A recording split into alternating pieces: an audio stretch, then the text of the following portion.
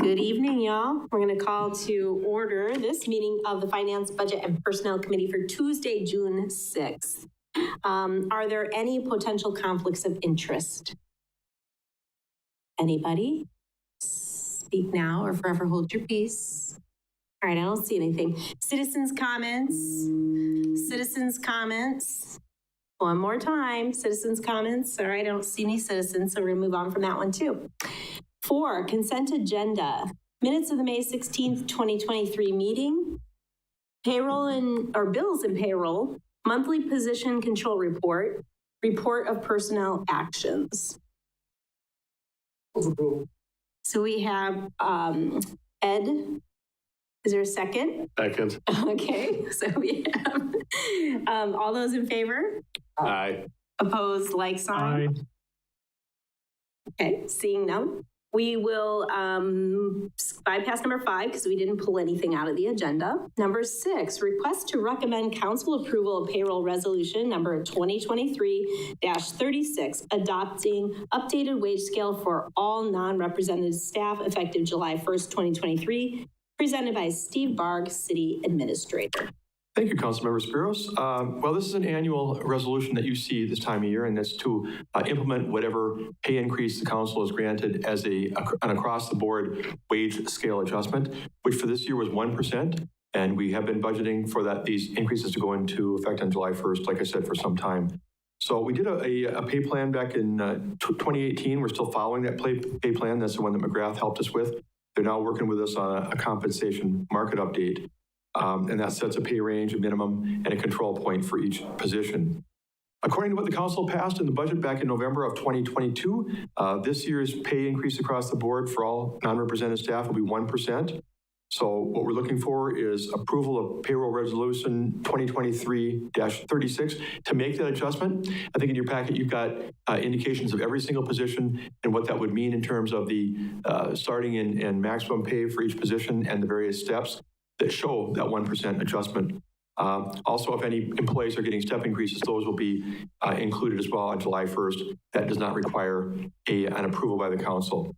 So at this time, staff would recommend that the Finance, Budget, and Personnel Committee recommend approval to the council of payroll resolution 2023-36, providing that 1% adjustment to the non-represented wage scale, effective July 1 of 2023.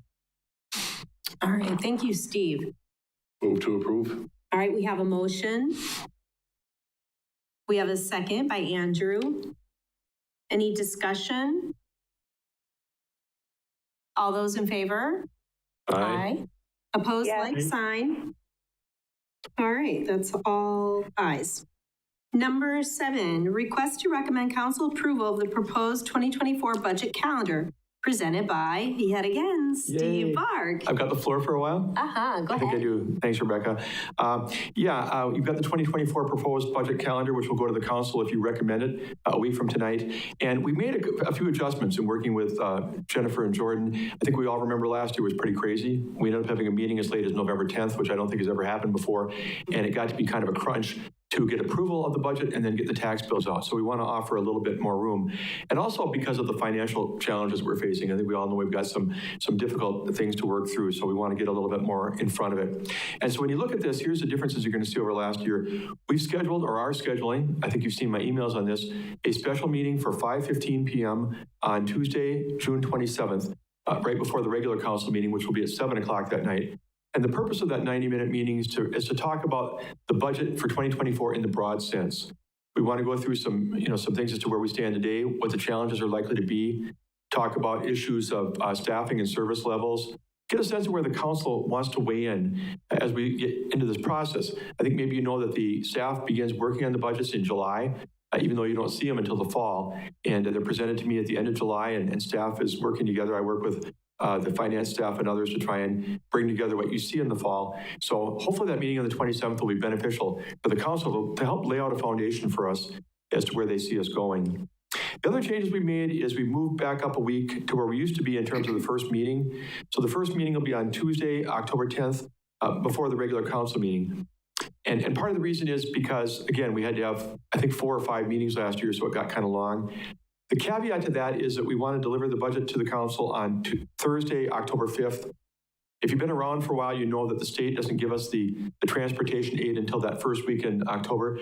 So what you get in that first budget that you talk about and that you review on October 10th may still be tweaked if those numbers in the final state aid go up or down noticeably. But we want to get that in your hands and get talking about it.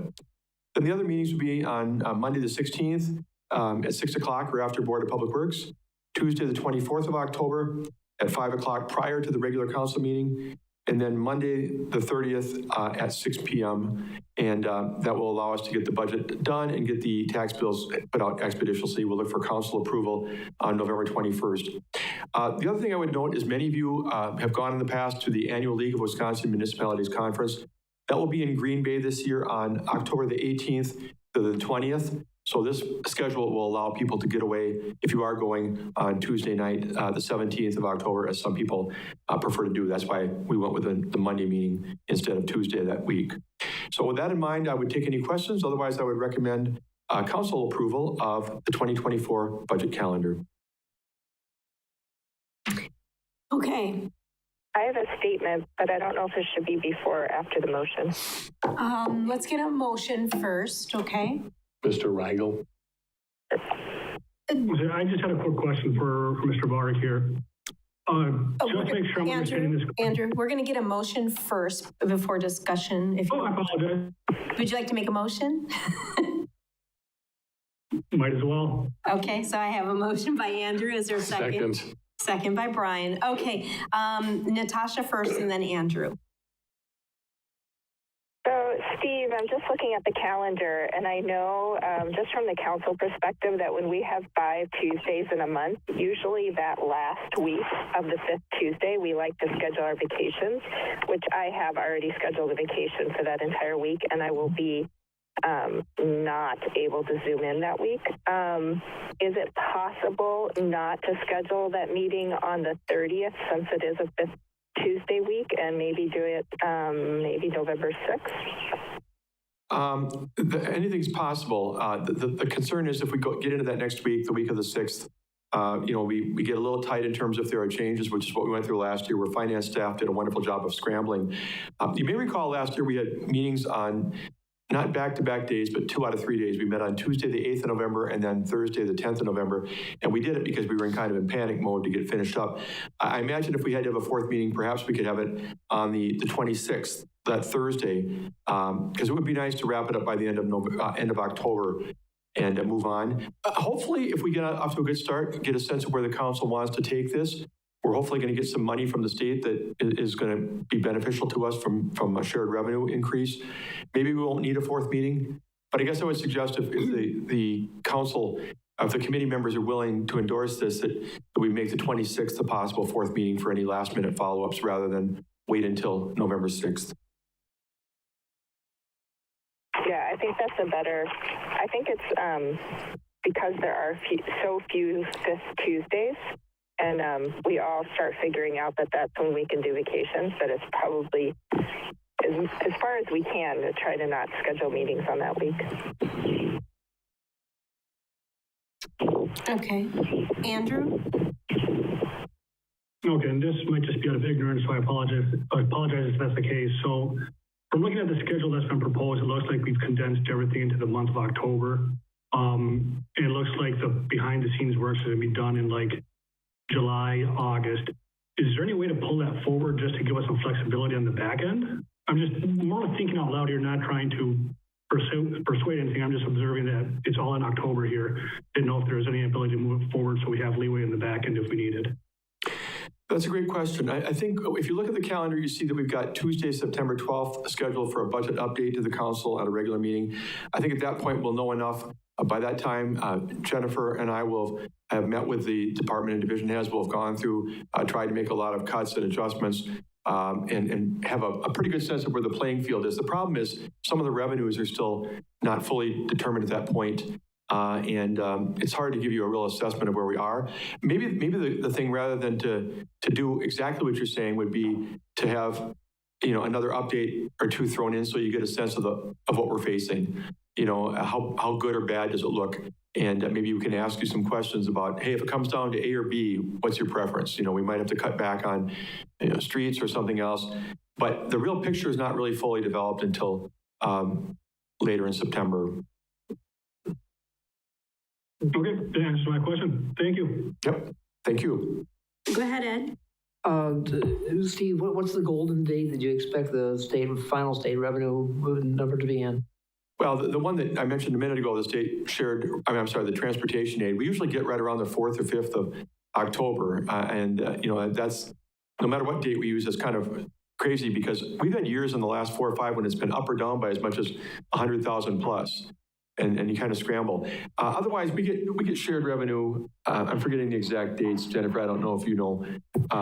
It's late summer, early fall. I don't know off the top of my head either, and the state doesn't necessarily commit to specific dates. They'll say, before X, third Monday of September or something, you might have your final revenue. So I can try to put together of when we received those notices last year of the various state aids so that we can maybe talk more about that on the June 27th meeting. Reclaiming the floor. What I was thinking about was that, I guess I'm confused. Do we have a recommendation on the table now to have a meeting, say, on October 26th, and throw in that other meeting on the 26th to avoid the 5th week problem? That's up to this body if anybody wants to amend it. Has anybody made that as a form of a motion? No, not yet. Yeah, I moved to amend the motion so that the schedule, the 4th meeting would be on 10/26 instead of 10/30.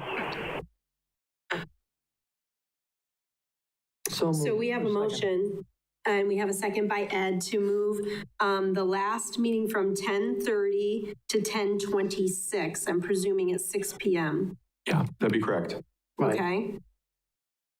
All right. So we need to vote on the amended motion. All those in favor? Aye. Aye. Opposed, like sign. Seeing none, that passes. And now we need to vote on. Go ahead. Can I just make one quick comment? Sure. As long as I'm going like this. Go ahead. I know. Thank you very much. I think to address what both council members Rigel and Wagner are saying, we could probably have something on the agenda of a number of council meetings as we get into late summer, early fall, just an update, or as part of city administrator's update, where do we stand? I could just say, look, we've gotten all the requests in, here's what it looks like initially, and then every couple of weeks I can at least give you a sense of where it's going, even though we don't have all the revenue and everything put together yet. Yes. Yeah, okay, that, I understand what you're saying, but it's not that we're suggesting it. I know that basically that would be the new date that we're putting in, the one we're replacing the October 30th with, would be just simply budget meeting number 4. Correct. If we have to rip the thing open and look at it from one end to the other, we'll be able to do it. Yeah. I think the distinction between an update and a budget work day for the council is vague, and I don't know how else to describe it. Are we talking about the same thing? I'm not sure. No. Okay, I'm talking about during the late summer, early fall, to address the concern that I thought you were getting at as far as when do we get shared revenue numbers and stuff. I could give an every 2-week update to this body so that you don't get caught off guard. You don't get this budget delivered to you on October 5th and say, oh my gosh, we're $1.5 million out. I didn't think we were. You'll know what's going on. The October 26th meeting will hopefully be just to wrap up any loose ends to get the budget finally approved. Yeah, and if we call it budget number 4, it doesn't matter. Yeah, that's fine. Right. Okay. Yeah, no, Okay. All right, so getting back around to number 8, we have a motion to approve the budget calendar schedule, which to me is a meeting on 10/10, 10/16, 10/24, and 10/26. Anything else introduced about the budget, as Steve is insinuating, will just be part of our regular meetings. So right now, all we're doing is approving the actual calendar for the scheduled budget meetings. And any other updates can be provided on regular council meetings without an approval at this moment. So we do have a motion and a second, correct? Do we? Okay, sorry. All those in favor? Aye. Aye. Aye. Aye. Okay, and that passes 5-0. Okay, number 9, update on council request to reduce travel costs presented by Steve Barg, City Administration. I think we missed one. Gotta go to number Did I skip something? Number 8. Oh, I'm sorry. That's okay. Let me go back up to number 8. Yep. Very important, actually.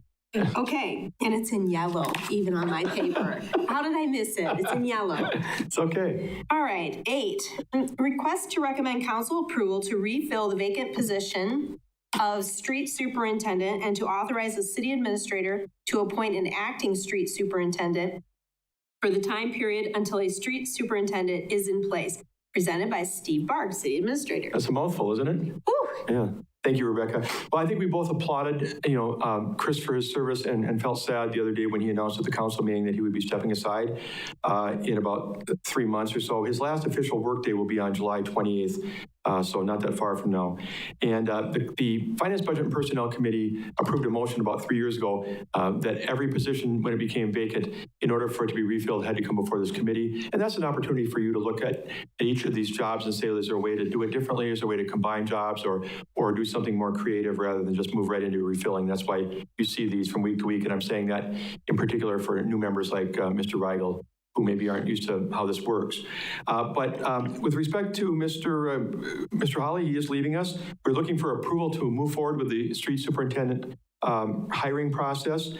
You've got the job description in your packet. I probably don't need to tell you a lot of the reasons why we need to have a street superintendent, but if you look at that first page, I think of the job description, is pretty clear some of the duties that he has with respect to stormwater, sanitary sewer, street and sidewalk construction and maintenance, refuse and recycling, construction projects, snow removal procedures. He's just in charge of a lot down there at the street division. So it's an important position for us to refill. What we're looking at is trying to start the process of posting, and the policy for doing this is not in your packet, but with respect to department and division heads, there's always a search team put together. I can send that out to you tomorrow, but you'll see who's expected to be part of that search team, so we'll be following that policy. We are looking also, though, at this time for your approval or your recommended approval to council for us to have the authority to appoint an acting street superintendent if in fact there is going to be a need for one, which we believe there may well be, given the timeline involved.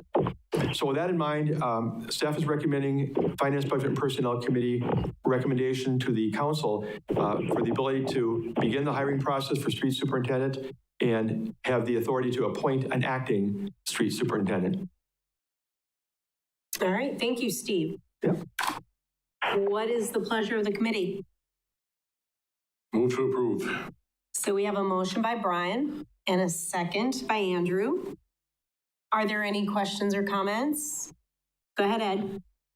Steve, as part of the process, you're not sending this thing out for reevaluation by McGrath, are you? No, there is no change anticipated whatsoever to the job duties or the job title at all. Okay. All right, thank you. You're welcome. Andrew, did I see your hand? Yep, just a quick question. What's the estimated time frame on a new hire here, just out of curiosity? Well, it really depends. We post for different times based upon the type of position. I would guess here, once we get approval from this committee and the council, we will probably post externally for, 3 weeks. And then we'll go into our process with respect to going through the resumes, getting the search team together, doing interviews. I mean, I think probably close to 2 months is a likely scenario. Then you have to do references, drug testing, all that. Getting someone on board in August would be doing well. Awesome, thank you. Thank you. Any other questions? Okay, what's your pleasure? We don't have a motion, do we yet? Oh, we have a motion in a second. I beg your pardon. All those in favor? Aye. Aye. Okay. Aye. Okay, that was 5 ayes. All right, let me try to think here. I think we're on number 9.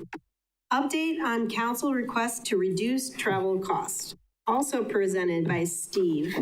Getting tired of me yet? No, you're the star of the show. Thank you very much.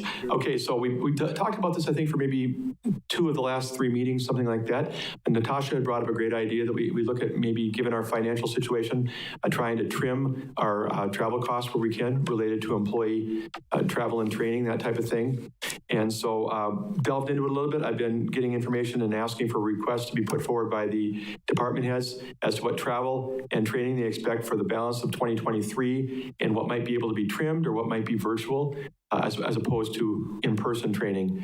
And I've heard from most of them. In fact, I've heard from all of them now. I got the last one today. I haven't had a chance to go through it that much, but here's kind of what I'm finding out. If you remember the amount, when we take out police, fire, and EMS and library, we're left with about $85,000 for the year of what we're talking about here in terms of travel and training costs. And and we're obviously a few months into the year, so some of this has been expended. The goal that I brought forth, or that actually came forth from, I think, Councilmember Tompkins at first, but I imparted that on the staff members, the staff leaders, is that anything that has to do with certifications and licenses, whether they be renewed or whether they be first time, is something that we're going to do. We're going to support that always so that people can do the jobs that they were hired for. With respect to other courses, I wanted them to evaluate whether that training and travel could possibly be cut back, and I've gotten a number of people saying that, in fact, it can. I also asked them, and this came up at the last meeting, whether or not they could produce some evidence of savings that would help offset these costs. I think, Natasha, you were open to that. And we did find some, definitely. I'm going to go through that in a moment.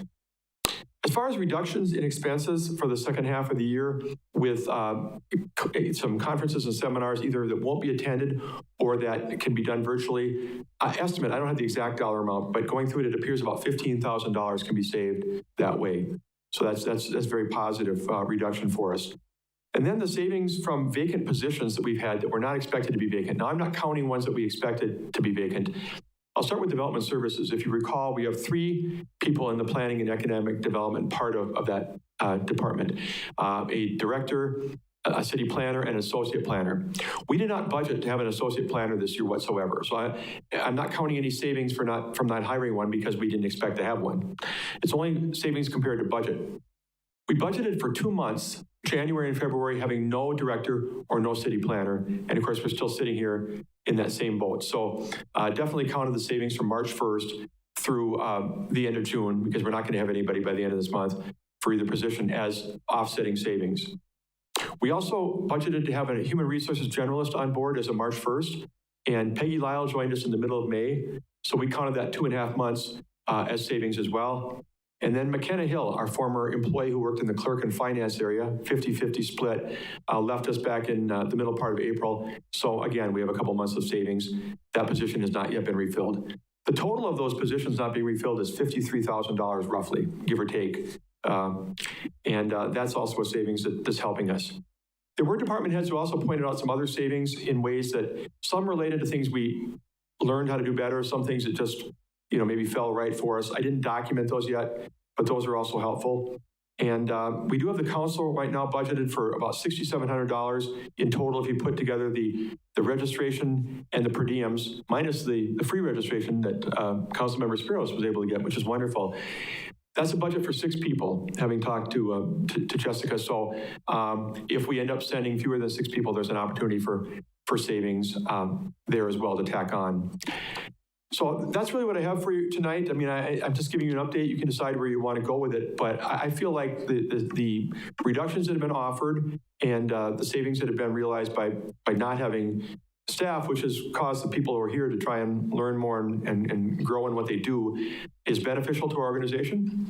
I hope it presents an offset, but I do anticipate this being the beginning of a process where I'm more involved than I have been in the past in terms of talking with the department heads and looking at the seminars and workshops before people go and whether or not they are required or can they be done virtually, and staying on top of it to the greatest degree possible. I still believe very strongly in employee development. I always will. I think that when people go to these things or when they can do them online and they learn how to do their jobs better, they can produce savings by more efficiency and better ways of doing things. But I understand we are in a tricky financial condition. So I offer this as a report. I take any comments or questions and at the discretion of the council or the committee. All right, thank you, Steve. So yes, this is discretion of the committee. Are there any questions or anybody want to make a motion? Thank you, Steve, for doing this. I think that even just raising this to the level of thinking twice is a great thing to do. And yeah, I totally agree with you that anything that is for licensing and training to do the job, obviously certifications, things like that. But yeah, thank you for having that discussion with the department heads and for just saying, hey, let's have a filter of do we really need to do this or not is important. Well, thank you for saying that. I appreciate that, and thank you for raising this issue. It's been a good learning experience for me as well, and I'm going to continue it. I still see some areas where maybe we send 3 people to a conference. Do we need to send 3? Can we send, 2 or 1 and bring back the materials? There's always things you can look at. In some cases, it makes sense to do what you planned initially, but it's always worth reviewing to make sure we're making the best use of our travel dollars. So thank you. Any other comments? Okay, so are we looking for a motion to approve this as you have written in your memorandum? I don't think you need to. I was going to put none for information only, but I wasn't sure if this body would want to do something with it. But I intended it to be a report as a follow-up on this request for trying to do some reductions. All right, are we all good with that? It looks like that's fine. Any other questions for Steve? No? Okay, we're going to move on then. Thank you. You're welcome. Number 10, informational session on budget policy presented by Jennifer Zelensky. Jennifer, it's finally your turn. Thank you. So last time we met, I gave a little presentation and hopefully some information about specifically budgetary level of control. And I think it was Mr. Rigel who at the end of it had asked, well, what might this look like if we had it in a policy? So I went back and drafted a policy based on things that we had talked about, and I can go through that. I've tried to highlight in bold areas where council should have some opinion and direction on what the policy actually states. To begin with, our budget is set in accordance with Municipal Code Section 4.02, which incorporates State Statute 65.90. So the points under the objective are really a summary of those requirements in state statute. So nothing really to change there. It's more for informational purposes. When you see your budget document, this is why we present the data in the manner in which we do. It's because of the state requirement and the requirement to publish that notice. So that's all pretty well spelled out in our statute, but not really referenced in detail in our municipal code. So what happens is it tends to fall to practice, and practice can be inconsistent over time if we haven't really developed some policies around how we use and come to those budget numbers. So in the definitions area, I tried to pick out maybe some terms that weren't familiar or that we should keep in front of us as we are developing our budget. And certainly if council would like to, exclude or include any other vocabulary that might need a little bit extra explanation in our policy, I'll take those notes and happy to include or exclude whatever might be recommended there. Once we get down to the policy, I tried to make it flow in the order of how we develop the budget. So initially, we want to have a balanced budget where we really want to focus on the recurring revenues and the recurring expenditures and kind of leave out those one-time windfalls or emergencies that happen. And then how we balance our budget is the use of that fund balance, which is where we need to be careful as we're not quite at our minimum fund balance. So if we want to abide by our fund balance policy, we need to have some framework around how much we're willing to use, knowing that we're not quite in compliance with what we would like to have. Our budget basis has to be prepared in accordance with generally accepted accounting principles, and the budgets are adopted for all funds except trust and agency funds. You'll recall, we hold that money on behalf of others. Think payroll taxes that we withheld, that we turn over to the federal government or the state. Those kinds of things are held in an agency capacity. Now, the budget document is where you have a little bit of, you can provide some direction on what you want it to look like.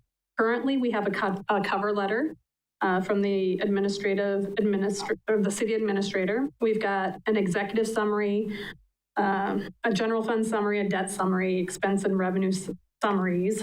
But really, that's what, we're trying to provide a framework. So if there are other things that we should be including in that section up front to help us keep in mind, what we're trying to accomplish as we develop the budget itself, let us know. That budget book has been pretty standard for, I think, several cycles. So if that's not providing adequate information, we can change it. Or if you think it's adequate, we can leave it alone. One thing that came to mind, that could be at your discretion is, do you want to include the approved position list? Salaries and benefits are 70-ish% of our budget. Do you want to have in the document itself a list of what we're budgeting for? That's up to you. Then as far as monitoring, the finance director prepares monthly reports. These include a project summary report, mainly focused on our capital projects, a revenue report by function, and an expenditure report by function, and a balance sheet. Now, the revenue and expenditure reports detail annual budget, what our current month actuals were, as well as our year-to-date actuals, and then a variance between the year-to-date budget and actual variance. Are those reports that you're receiving adequate? If they're not, let's talk about how we can make them provide better information for you as far as how you want to monitor the budget itself. Staff uses those reports in order to flag projects that might be going over, revenues that maybe are not coming in as expected, or expenditures that are going over. So that's an area where I'll take any feedback on what, council might deem more informative, and then we can go back to our system and see how we might accomplish any changes. As far as contingency, we maintain a contingency account and it's intended to provide for unanticipated, non-recurring expenditures to meet unforeseen increases in service delivery costs. We experienced, 8% inflation last year. That contingency is meant to help us maintain our level of service if we desire, given those rising costs. And then also, we use contingency as a way as a strategy tool in order to, maximize our budget growth and still be in compliance with the expenditure restraint program.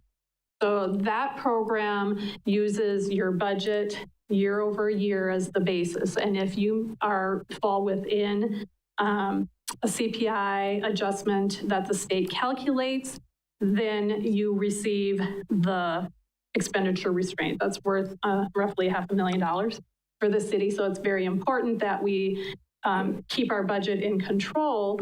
However, should we have passed the levy referendum for the new firefighting and police staff, or should we achieve the grant, there are communities, want to accept that money, but because they now have unbudgeted expenditures, they have to leave the expenditure restraint program for a year because they can't keep in balance with this new revenue source.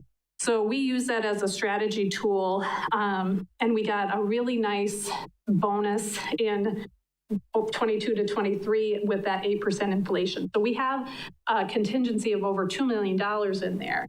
Now, this is where council comes into play, is let's set some guidelines on how we as a community want to use those funds. Obviously, we don't intend to use them, but if we are successful in the SAFER grant in 2024, we'll budget that $1 million and we won't have to exit the expenditure restraint program because we had built in that capacity in the budget. So it's important to maintain it, but it's even more important to determine how you want to consume it, if at all. There's some discussions that we can have around how to use contingency. And then there's the concept of control, which we introduced the last time we talked, and this will impact your number of budget amendments. So we want to maintain a budgetary control system to make sure that we're in compliance with our budget.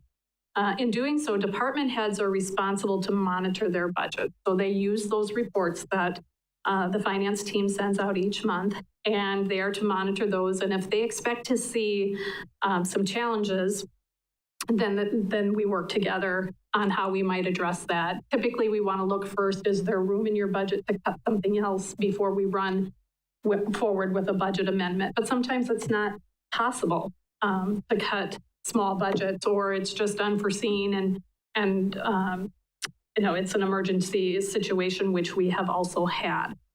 So right now, just a quick review, our budgetary level of control is set at the overall level for all funds, and that gets us in compliance with the state statute. And again, this section is kind of in bold so that this is where you get to choose. We also want to make sure that we're in compliance at the department level for the general fund. So, we can't just swap out budgets between streets and fire without creating an official amendment that would allow for a transfer of funds between those two. They each department needs to control their spending to their budget appropriation. Then taking that a step further, Steve talked about our personnel expenses and how they're lower because we have vacant positions, but that doesn't necessarily mean that budget can just be consumed on supplies or training or what have you within each department. So if we are hiring consultants, for an example, to replace services done previously by budgeted employees, then we would want to put forth an amendment to say we want to transfer that money out of our salaries and wages bucket and put it in professional services. So it gives you the opportunity to say it's not a free-for-all if we cut staff. It gives you a little bit of control. You can decide if you like that control or you don't. Once we get into capital projects, the budgetary level of control is at each project number. So on our CIP list that we just reviewed, each of those projects has a number assigned to it, and that's how we load the budget. So we don't, if you're going over on one project, we can't just, kind of float those funds over to another one. It's just unused, and then that budget would then at that point lapse at the close of the project. And then the last area where we have our budgetary level of control is at that contingency level. And that's we've talked a little bit about that, where we can set some parameters around how we use that. The adopted budget, it authorized spending levels and adopts a tax levy, and that's legally enacted through a majority vote of the Common Council. So it takes just six members to pass that budget. Now, an amendment requires a 2/3 or 7 members vote in order to approve it. So, we want to take really good care to get that original budget as close to possible, where six members are in agreement to what it states. We also allow a carryover of prior year budget expenditures, and we can set some parameters around this. It references policy 4.37, which I have not taken the time yet to revise, but I think we need to maybe more clearly state when we would allow a carry forward of unused budget. So more to come on that topic. Once we get into the procedure, this is where staff takes over based on the policies that have been set in section 4. One thing we've discussed having a meeting on June 27th. What I'd like to bring forth is let's maybe have that meeting in March, April, or May, a little bit sooner in the process where we talk about does this policy, those parameters that you have set, do they still make sense for the upcoming year? And setting some budget priorities for the budget itself. So what are the outcomes that council wants to see staff dedicate their resources to in the upcoming year? Right now, it kind of feels like staff is cruising along doing the things that they think are important. And we hear feedback here and there from council on things, but let's make that clear up front. Do we like the distribution of our available revenue? Next time by that June 27th meeting, we'll have a graphic of how we currently budget our revenue and expenses and how we actually spend them. Do you like that distribution? And it would be the time in March, April, May to talk about that so that we know that if you want to dedicate more resources to one function or department and less to another, we can start to plan for that in July and August as we're developing the budget. So as we talk about those priorities, we want to keep in mind strategic plan, our financial operating plan, our CIP plan for capitals, a long-term debt plan. If any departments or functions have master plans, we want to make sure that we're fulfilling to the best of our ability those plans. And then any community needs that have been brought to anyone's attention since the last budget cycle, and then any federal and state laws that might be,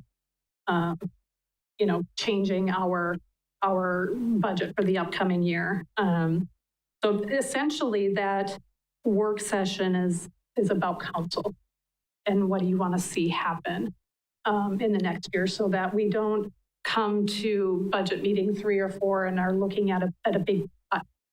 That's very frustrating for all people involved. So we want to try to talk about it ahead of time to get what the direction staff should be taking. The budget meeting calendar gets approved at the first meeting. So we want to make sure, by policy, we want to be reminded that that's what we're doing. Another policy is here we're talking about the use of contingency and why it's important. So here's where we can have a lot of input from the committee and council. Do you want to limit the use of contingency by a percentage of something or a certain amount of dollars? Or do you want to consider it by topic, define some topics that it should be used for, such as the emergency, non-recurring, unanticipated items? So many of our contingency items that we used this year had an alternative funding source, and some did not. So those, do you want to see those budget amendments where there's a funding source, such as a grant? You can decide some parameters around that. If it's, within a certain dollar range, you just want to authorize staff to accept those monies and, use them for their purpose, or do you want it to come before council so that you have an opportunity to know about the unexpected revenues that we're getting? And then it's really the consumption of that fund balance issue that we need to be worried about. We're really, really close to that minimum 25%.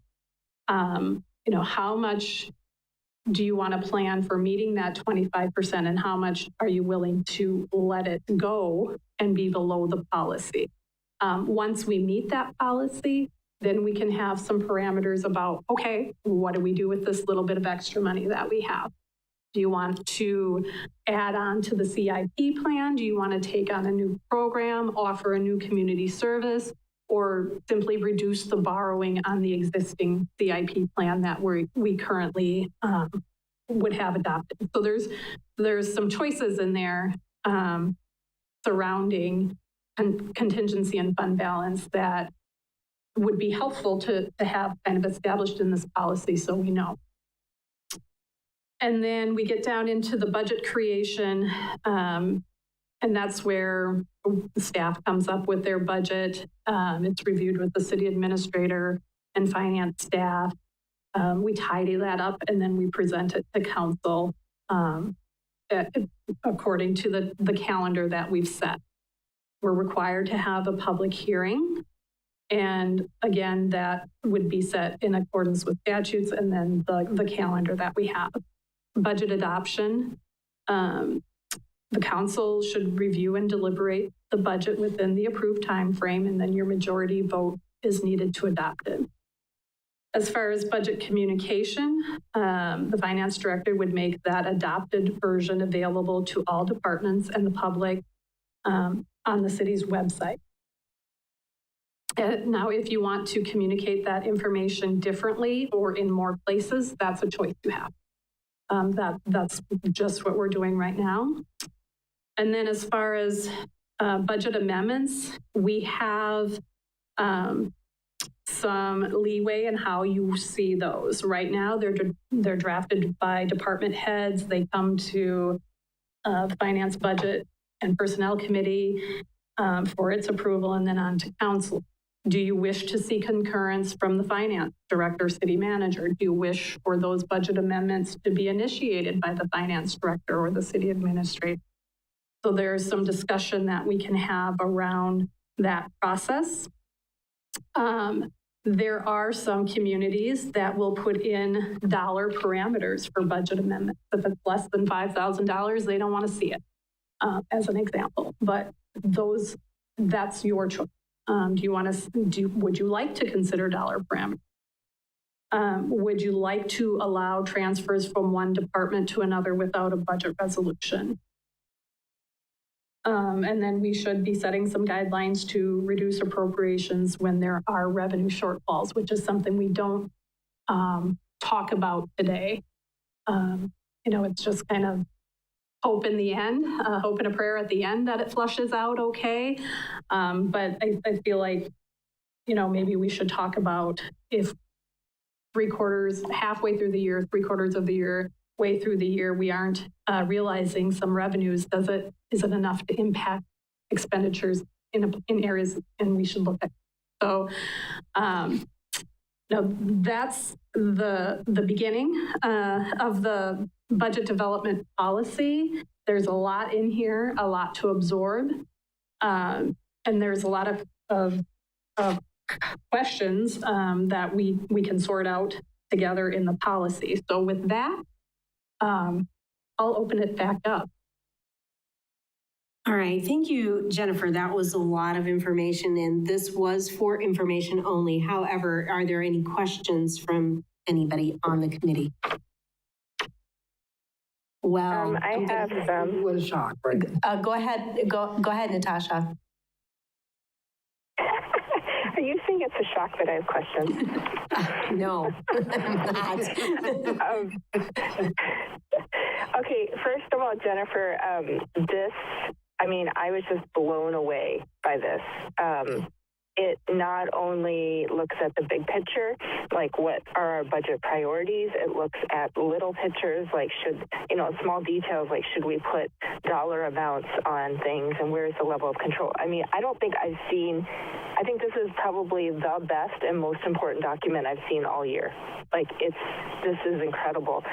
It gives me hope that if we go through this process and really make this a good policy, that we will have, I just feel like it would really put our city on good policy for years to come. So thank you for, your leadership in doing this was was shining through, and I just so appreciate it. Okay, so I am wondering, big picture wise, how, I don't want this to fall off and like we just ignore it. I think we need to work with it. I think we need to talk about it. We need to come up with all kinds of things like the monitoring, the control, the budget priorities, the use of the contingency fund, all questions that we need to have discussions about. Do you think it would be possible maybe for finance, budget, and personnel to have some working meetings where we sort of try to hash this out a bit with you and with Steve, and then maybe present it to the council saying, hey, this is what we're thinking, and then also get them, the larger council, to weigh in? I'm just wondering what would be a good way forward for actually making this into a working policy. Go ahead. Thank you. I think it's a great idea. And I applaud Jennifer as well. I think this is a good way to go. I think what we're trying to do is minimize any misunderstanding between the committee, the council, and staff, whether it's on budget resolutions coming forward when we use contingency, just what we're trying to do. And I think, the annual budget process will benefit from this too, so that we all end up, it's a standard phrase that's used way too often in everyday language, but on the same page with respect to what we're trying to accomplish and what you're willing to see, what you want to see. So I think that would be a great idea on how to try and move forward as far as getting this committee to come to some agreement on some of these things and then move them ahead for full council. Ed, did you have a question? Thank you. Jennifer, I agree. This is great. And what I love about it is you've got basically put in the bold print the things that we should be deciding upon and the things that we need to discuss. And I agree, we're going to need some time, probably more than one meeting of finance, budget, and personnel to fill in the blanks and decide where we want to go with some of these things. Right offhand, I have a few, 6, 7 things here I wrote down, but I'm not going to go into them. But one of my gripes has always been monthly reports, what we get and the format that those reports come to us in. Sometimes they're very hard to understand. We just switched over to a new software not too long ago, and the reports come out on a software that the first time it popped up on my screen, it looked like Greek or gibberish. I had a hard time figuring out what they were doing. The other thing that was mentioned in passing is in the preparation of the budget, there needs to be a direct linkage to our strategic plan as well as our operational plan. And we have to have a way of measuring whether or not our budget is meeting or addressing those strategic plans. Right now, I think we're just spending money, as what it sounds like. A sore spot for me with every department I've ever worked with is carryovers. They have a very polite term in that county, they call them non-lapsing funds. Yeah, right. Well, the one guy builds it up only big enough to buy himself a new pickup truck every year. So, there's a reason that we need to control what we allow to be carried over and carried in non-lapsing funds, because those, if they end up with a surplus, if the department ends up with a surplus, we either over budgeted or he didn't do something that we wanted done. So we shouldn't let them automatically carry that number over to another year. Let's see. And by the way, I think March 1st would be a little bit too early for a budget bill or for a budget meeting. A new budget is like a new pair of shoes. You got to break it in first and find out where it squeaks, or if it squeaks. And we got to get it done. And then we have to take it from there. I would see maybe in May.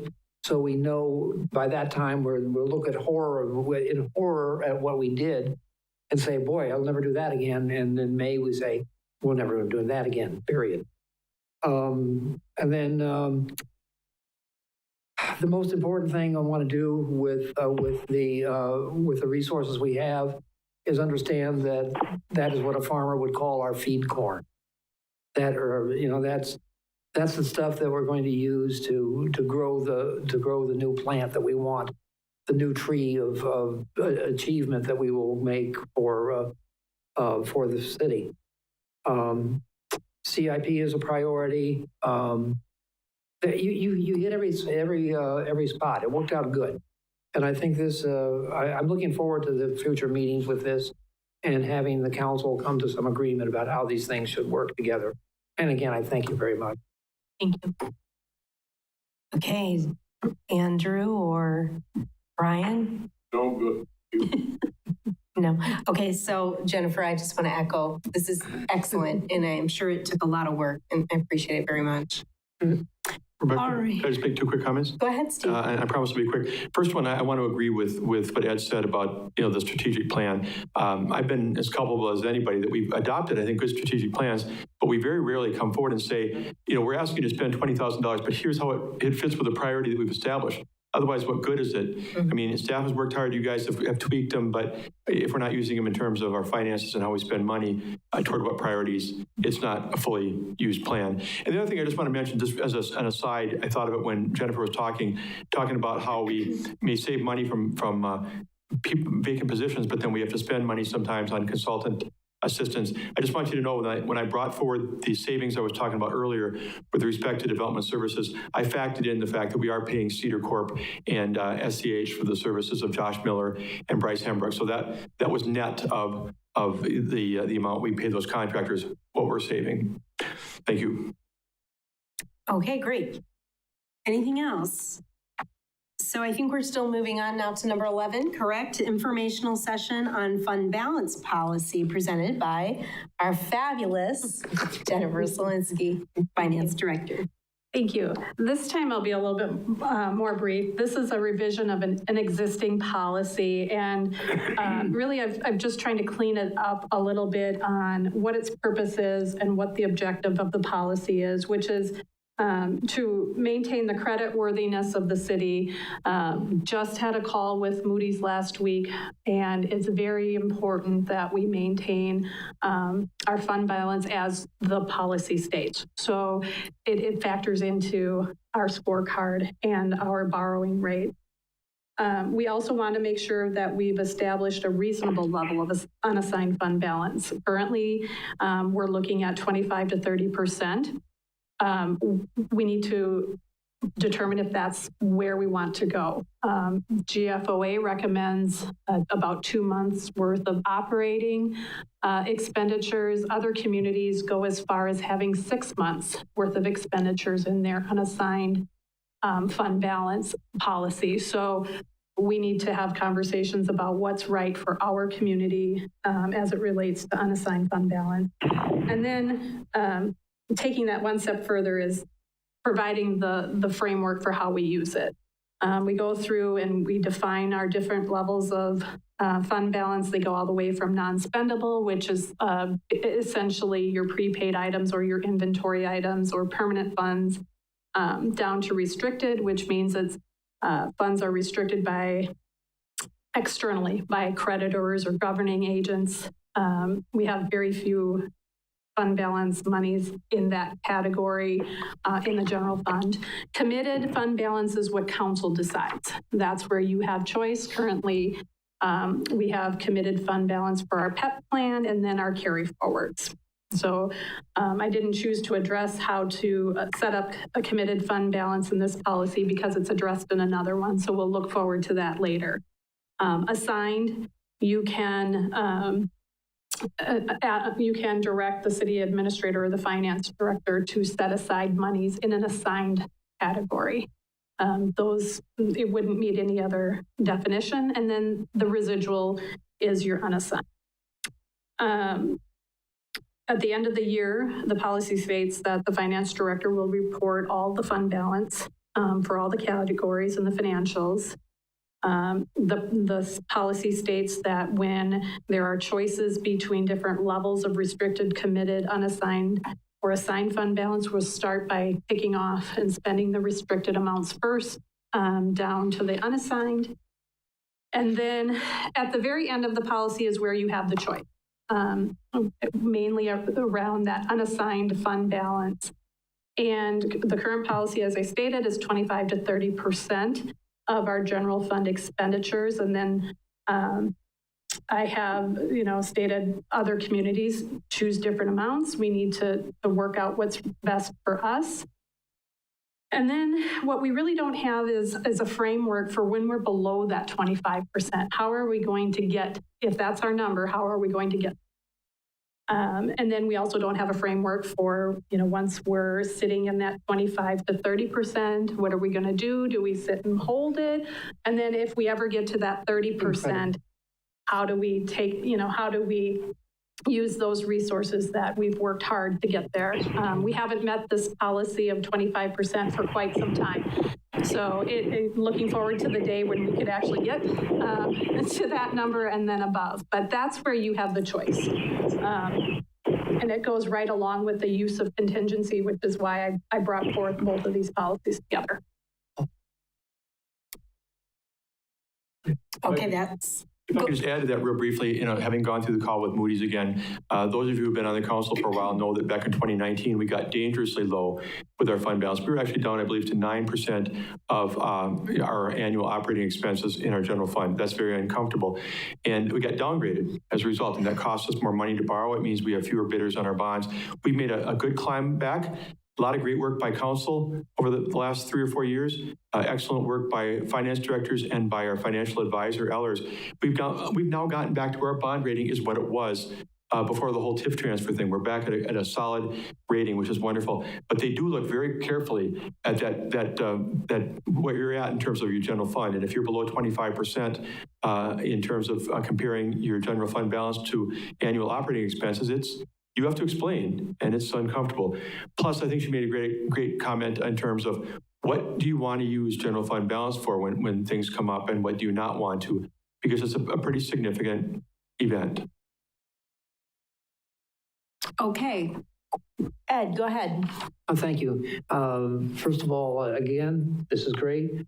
I remember when GASB 54 first came out, and it was basically considered to be the savior of governmental and NGOs, non-governmental operations. And I was on the board of directors of several large organizations with millions of dollars of funds. And basically, this allowed us to sort things out and find out what our real financial position was.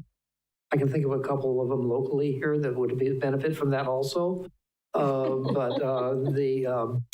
I am so glad to see it adopted as official policy. I've always assumed that the finance director and his or her staff were operating under that, but to see it written into policy so the council has to adhere to it too is a great thing. So again, thank you, thank you, thank you. Anyone else from the committee? I have a question. Go ahead, Natasha. Yeah, Jennifer, where are we right now for our fund balance? What percentage are we at? We're just below 25%. I'm expecting the audit report this week, so I'll have a more solid answer for you. I also want to look at it in terms of, because our policy is at that budgeted level, and we put in that contingency that we weren't intended to spend, but that kind of counting against that number. So I want to take a look at it both ways in terms of, take out the contingency strategy piece and then look at it and see if that doesn't get us, at least at 25% or very close. But again, that's been a nice recovery from where we were back in the day when we had to have the general fund repay the TIF districts. And it's been a great effort again by mayors, councils, financial advisors, finance directors. So we are finally at the point where we're on the edge, on the precipice of being at that 25%, but we want to build from there and be secure. Natasha, do you have any follow-up? So I'm just wondering if we could answer these questions, along with the previous policy, if we sort of had some working meetings where we put these two policies together and answer, not put them together, but work on them at the same time, if that would be possible. I would suggest that they really go hand in hand. Okay. Andrew, do you have anything? Yeah, just briefly, That was amazing. Thank you for both of those reports, I guess if you want to call it that. And just kind of following up on what you had said about both of these going hand in hand. Just to be clear here, you're saying they both go hand in hand, but yet they should be separate ones, correct? Not combined into one. Correct. The fund balance policy addresses all types of fund balance. The budget development policy is really taking a look at that unassigned and somewhat the committed fund balance. So I would suggest keeping them separate, but in terms of contingency and fund balance use, they really work together. Perfect. Thank you very much. Appreciate it. You're welcome. Anything from that side of the room? Going once, going twice. All right, I think that was information only. So we will conclude number 11 and 12, suggested items for future agendas. It sounds like we have some suggestions for some meetings, more meetings. Is there any other suggested items? I have one. Go ahead, Natasha. Okay, so I would like us to look at how much we are spending on legal fees. And there's three things that I would like to look at in that category. One is how much have we budgeted and are we going over budget? This because I've noticed that the last 2 months for expenses, we're spending over $20,000 a month for attorney fees. And so I'm just not quite sure, are we going over budget or not for different departments? The second would be, how are we being billed? I know when we looked at the legal fees for our human resources, they were billing by every 6 minutes. That included emails, telephone calls, text messages, and then them being present. So it was billed by every 6 minutes. I think it was about $36 every 6 minutes. So if you had a 15-minute conversation, you're getting up to about $150. So I want to know how we are being billed. Is it by 6-minute increments and how much? And then thirdly, we don't seem to have a procedure for how people, whether it's council, staff, or citizens who serve on committees, how they access our city lawyer. At the moment, it seems like a free-for-all. Anyone can call up our lawyer. Anyone can email our lawyer with questions. But my concern is that we're racking up bills that we might not need to rack up.